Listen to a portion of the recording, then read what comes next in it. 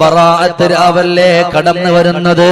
പഠിച്ചവനെ മഗ്രിബിന് ശേഷമായി നമ്മൾ 3 യാസീൻ ഓതാനുണ്ട്. അതിൽപ്പെട്ട ഒന്നാമത്തെ യാസീൻ അല്ലാഹുവിന്റെ പൊരുത്തം ലഭിക്കാനാ, ദീർഘായുസ്സ് ലഭിക്കാനാണ്. രണ്ടാമത് നമ്മൾ ഓതാനുള്ള യാസീൻ എന്ന് പറയുന്നത് നമ്മുടെ ഭക്ഷണത്തിൽ വിശാലത കിട്ടാനാ, ബറക്കത്ത് ലഭിക്കാനാ.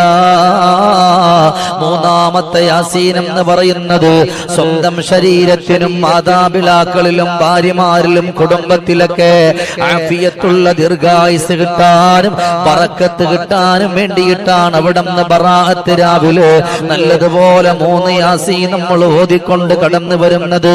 അത് കഴിഞ്ഞാൽ യാ ഹയ്യു യാ ഖയ്യൂം ബിറഹ്മതിക നസ്തഗീസ്.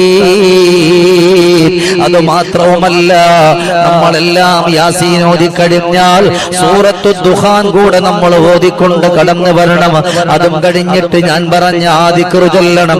അതും കഴിഞ്ഞാലോ ഹസ്ബി അല്ലാഹു നിഅമൽ വകീൽ നിഅമൽ മൗലാ വ നിഅമൻ നസീർ.